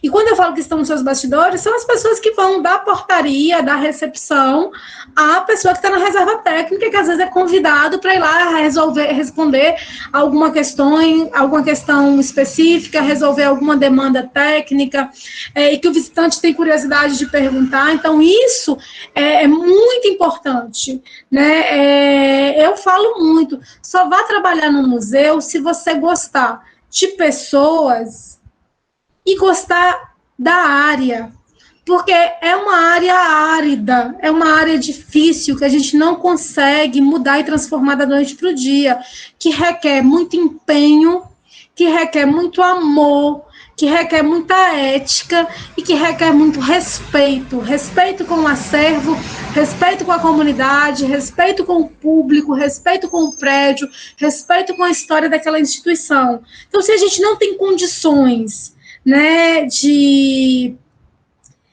trabalhar com esses valores, que aí para mim são valores pessoais, então além de serem valores institucionais, mas serem valores pessoais, fica muito difícil a gente trabalhar dentro das instituições. E o 7º ponto é o incentivo à qualificação e à capacitação. Eu falei logo no início, né, que em 2008, quando eu cheguei, eu lembro das reuniões do Sistema Estadual de Museus lá no Museu do Ceará, né, que a Cristina coordenava, e a gente todos os anos recebia 4 oficinas do DEMU, né, hoje Ibram, aqui no Ceará, e aí ficava definido, uma vai para o interior, uma vai para a região de Quixadá, a outra vai para o Cariri, a outra vai para Sobral, uma vai ficar em Fortaleza, quais são as instituições que vai receber, como é que a gente vai conseguir a maior circulação de pessoas, qual é a cidade que tem condição de receber, qual é a cidade que os outros moradores das outras cidades vão conseguir chegar e se aproximar daquele lugar. Então, o incentivo à qualificação e à capacitação, ela é basilar Eu falo muito com a minha equipe brinca, que diz que eu sou a chefe que mais procura cursos para eles fazerem, que parece uma coisa, às vezes, meio louca, porque eu vejo um curso, olha, um curso tal, eu vou lá e coloco no grupo da equipe, no grupo dos bolsistas, e deixo livre, porque a minha missão, a minha função é dar oportunidade para que eles se qualifiquem. É claro, respeitando que o museu esteja aberto, respeitando que tenha pessoas para atender o público, que isso não seja maior, mas precisa existir um incentivo das administrações, das chefias, das gestões, de que suas equipes se qualifiquem, porque quanto mais qualificadas estão as equipes, melhores são os serviços prestados.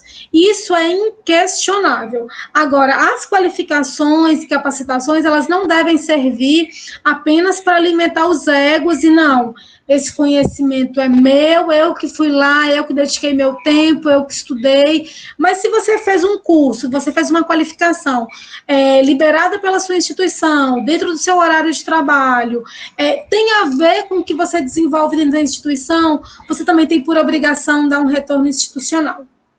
Né? Eu acredito muito nisso, eu acredito que as chefias, que as gestões, elas precisam incentivar as pessoas a fazerem cursos curtos, cursos médios, a graduação, a especialização, a mestrado, a doutorado, a pós-doc, porque quanto mais qualificado nós temos nossas equipes, melhores são os serviços, melhor a ciência está alcançando e fazendo o seu trabalho. Melhor a gente está aliando a experiência prática com os conceitos e as definições teóricas definidas pela academia. Então, para mim, é ponto basilar. A gente não faz bom serviço, a gente não entrega bons trabalhos se as nossas equipes têm preguiça de estudar, não gostam de estudar. E se tem preguiça e não gosta, a gente tem que encontrar estratégias de estimular, porque isso faz diferença e faz uma grande diferença, a palavra é essa, faz diferença nos serviços prestados. O caráter público dos museus, a gente já está terminando, viu? Eu já estou aqui de olho no tempo, né? O que envolve o caráter público dos museus? Serviços, usuários, beneficiários e bom atendimento. É aquilo que eu já bati ali na tecla. Nós estamos entregando serviços. Porque nós somos uma área de cultura, mas a gente está entregando um serviço, que é o serviço do entretenimento, da educação, do lazer, da formação, da formação não formal, né? A gente trabalha com usuários, que são as pessoas que acessam na internet, ou as bibliotecas, a gente trabalha com os públicos, com os visitantes, com a comunidade, cada um tem a sua especificidade, tem a sua necessidade, e tem a forma como a gente vai atuar. Os beneficiários, eles tanto podem ser internos, né, a própria instituição, o acervo, as melhorias, como o externo, e o bom atendimento, porque para mim, bom atendimento, ele é basilar e ele me faz voltar em qualquer lugar quando eu vou naquele espaço e eu sou bem atendida. Eu, com certeza, vou fazer, né, hoje a gente está na era das redes sociais, eu vou instagramar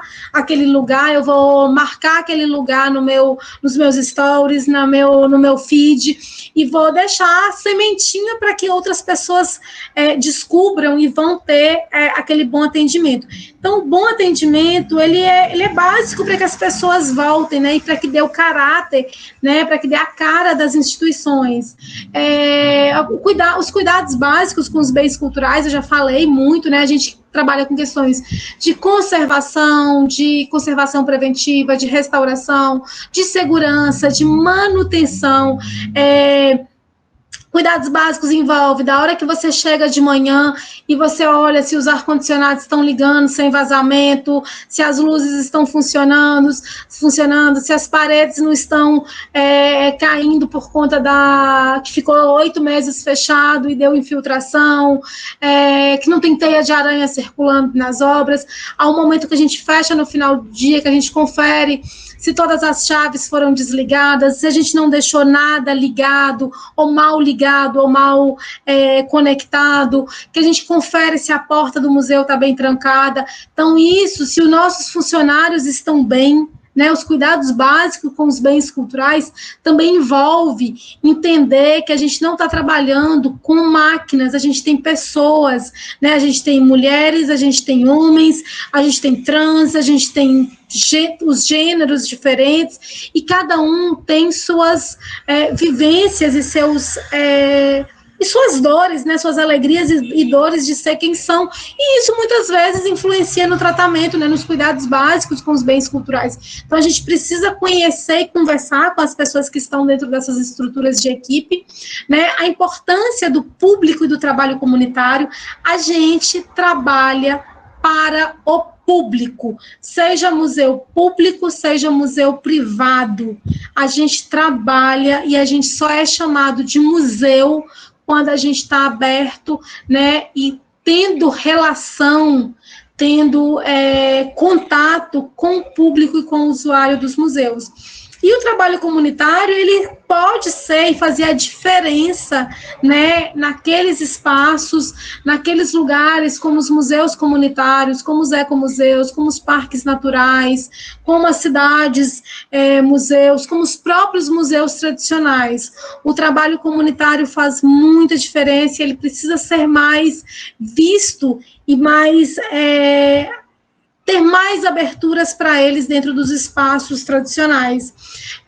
Precisamos pensar sempre na qualidade do museu e na qualidade dos serviços, né? Aquilo que eu falei, a gente precisa planejar, a gente precisa dialogar com as equipes, a gente precisa orientar, a gente precisa saber o que a gente quer, o que a gente quer fazer, porque o retorno do público, ele vem disso, da forma como a gente se comunica com ele, como a forma como a gente se relaciona com ele. E, né, por último, ter uma política de qualificação profissional. É aquilo que eu falei, é incentivar, né, é encontrar caminhos. Eu tenho uma pessoa na estrutura de equipe que faz fotos bem, mas ela não faz foto profissional.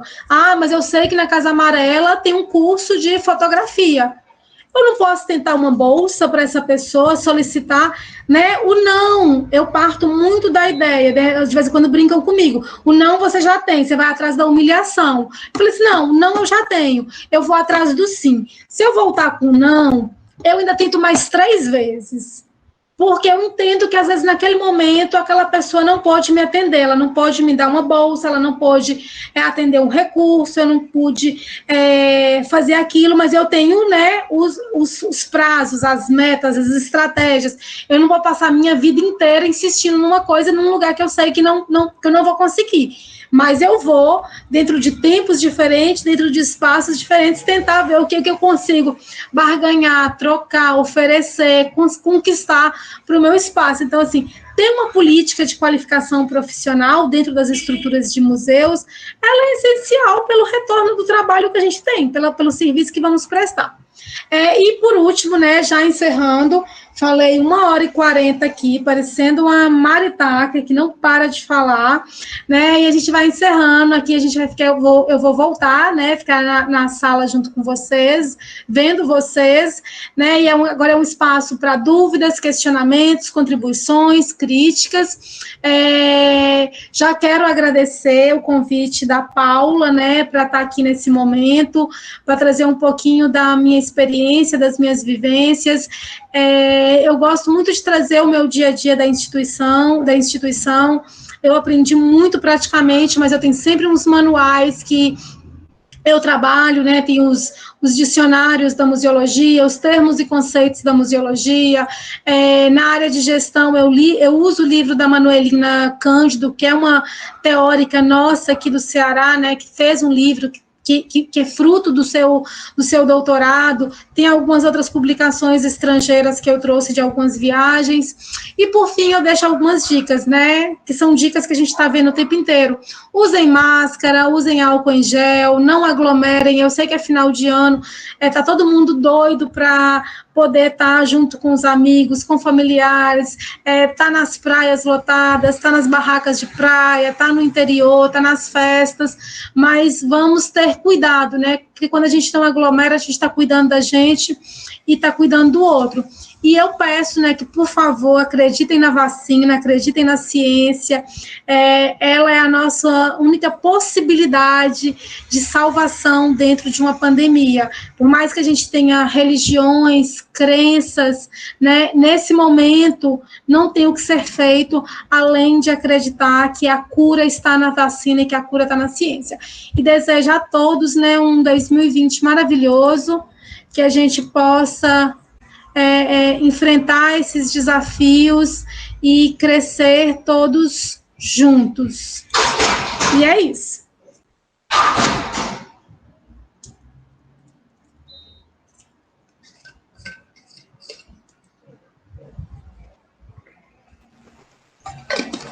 Obrigada, Graciele, que fala cheia de tantos aprendizados para a gente, né? Tu falando aí, teve duas coisas que me chamou bastante atenção. Uma foi as oficinas do DEMU, e assim, meio que eu rememorei essas oficinas. Nesse período, eu estava concluindo a minha graduação em História, naquele período, e era também estagiária do Museu da Imagem do Som, junto com a Eliene.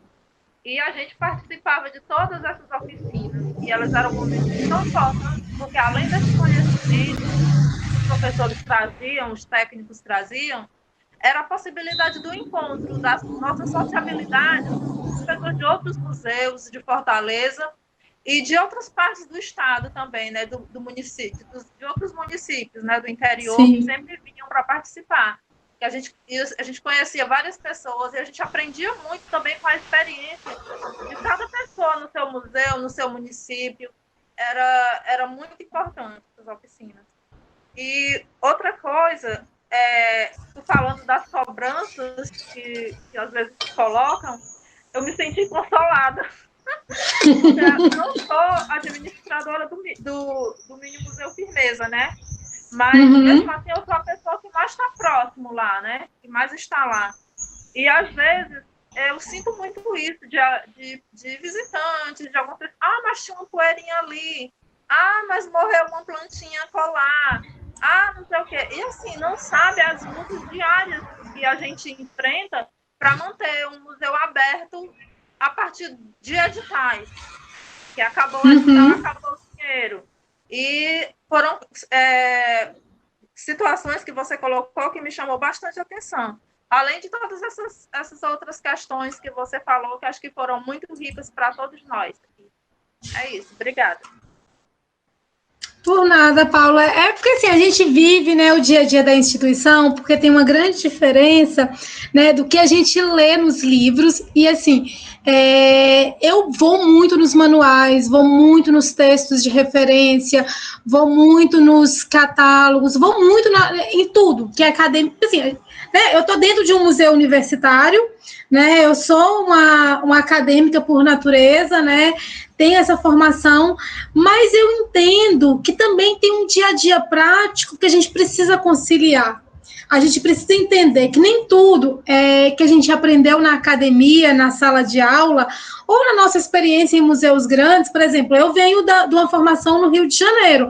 Então, eu fui estagiária durante 4 anos do Museu Nacional da Quinta da Boa Vista.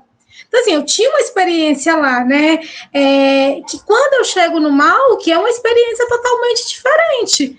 Não é a mesma. Então, assim, tudo que eu aprendi lá na graduação em museologia, em alguns momentos é colocado em xeque. Eu fico assim, quando é que eu vou colocar o que eu aprendi na museologia, lá na graduação, em prática aqui? E às vezes levam anos para a gente conseguir colocar em prática.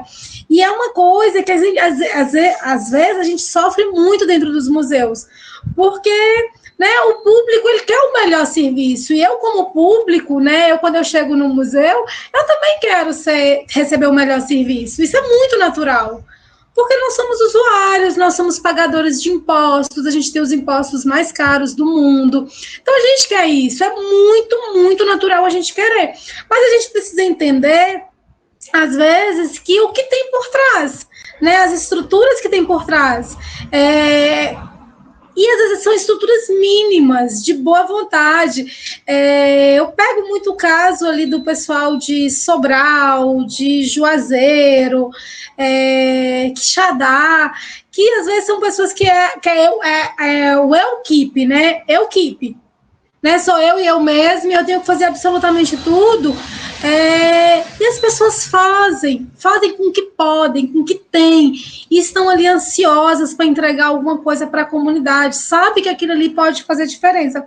Então, eu acho que uma das coisas que a gente, enquanto público, precisa entender é só respeitar os profissionais que estão dentro das instituições.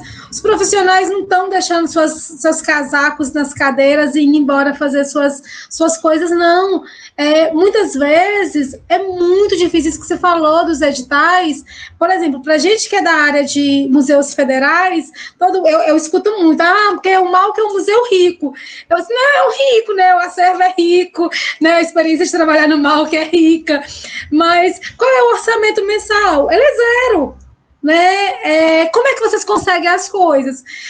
Todos os meses indo atrás de reunião com o reitor, com o pró-reitor, com o chefe de gabinete, com secretários, para a gente conseguir, com prefeitos da área, para a gente conseguir a manutenção do espaço. Tudo é fruto de muita dificuldade.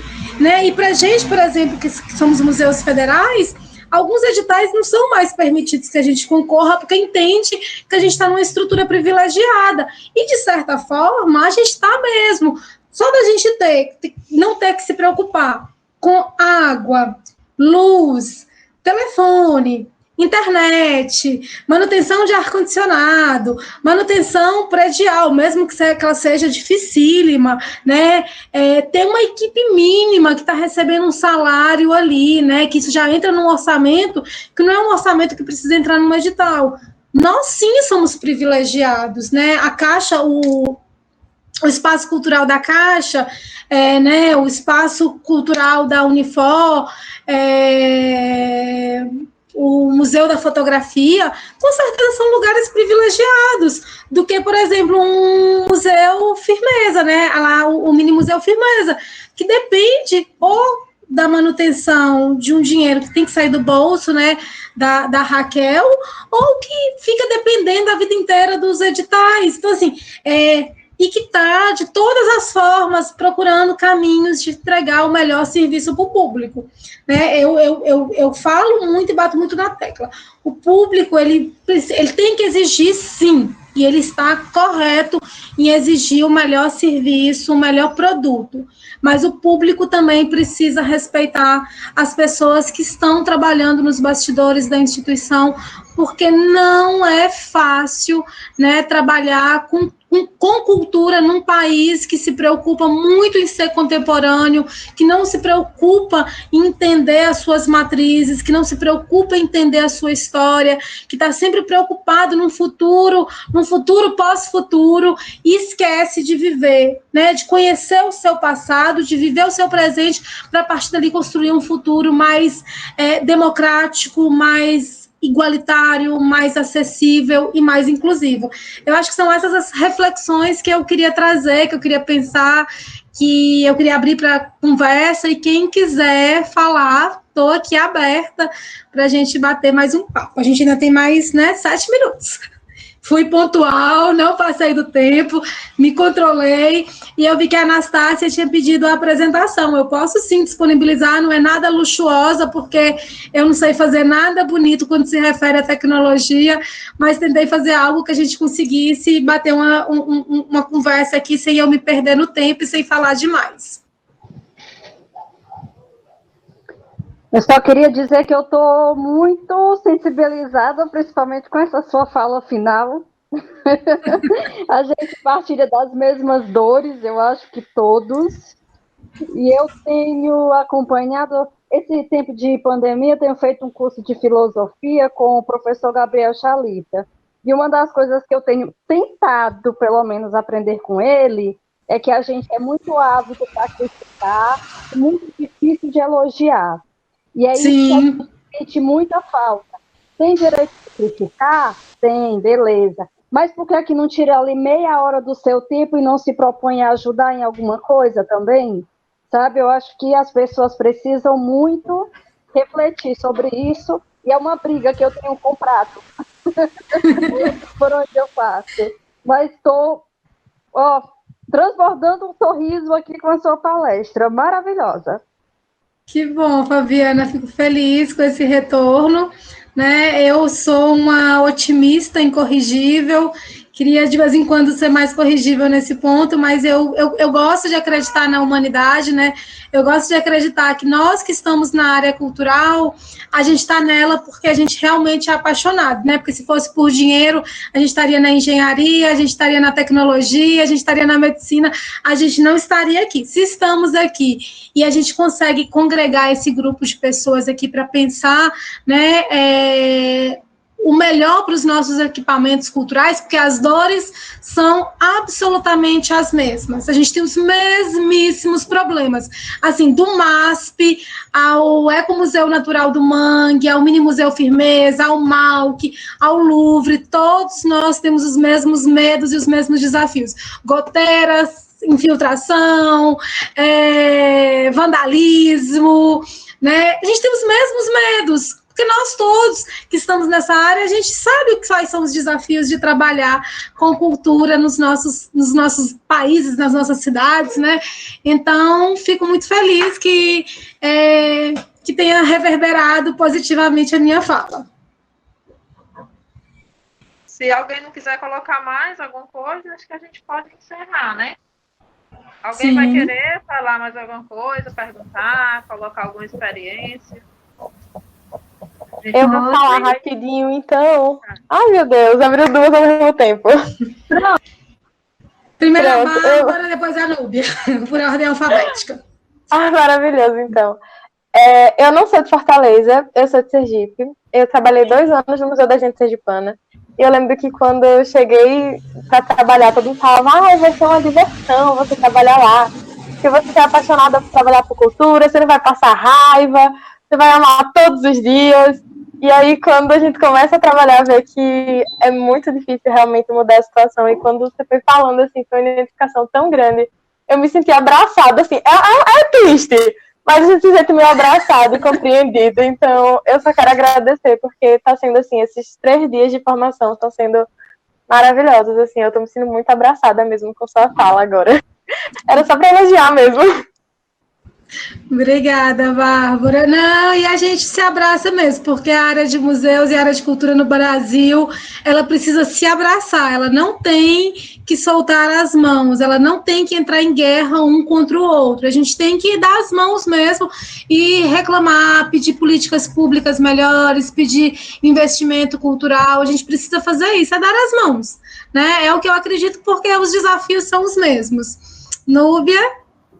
Oi, rapidinho, sei que o tempo está extrapolando. Primeiro, agradecer, né, a Paula aqui por ter, né, proposto tantas oficinas, né, interessantes para a gente. Agradecer a Graciela, também me sinto assim, muito contemplada na sua fala, porque eu fui bolsista do MAUC, esses problemas que você traz, né, eu vivi também nesse tempo lá no MAUC, no Museu do Ceará, e a gente sabe dessas cobranças que há, entendeu? Então, assim, você foi muito feliz, muito instigante na sua fala, e outra coisa que eu queria saber, né, se você puder responder, porque é super curioso sobre o aniversário do MAUC, né?